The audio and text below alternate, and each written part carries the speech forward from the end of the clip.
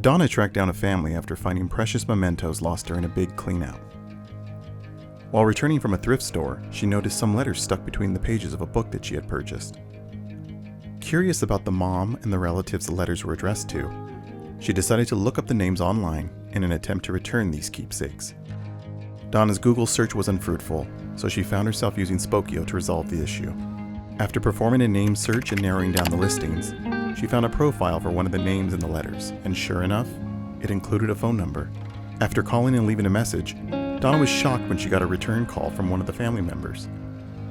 When she met up with a family member to return the letters, Donna learned that the letters must have been lost while the family was relocating their 97-year-old mom, and didn't notice that the books contained old family letters. The family was thrilled to receive these personal mementos after almost 30 years.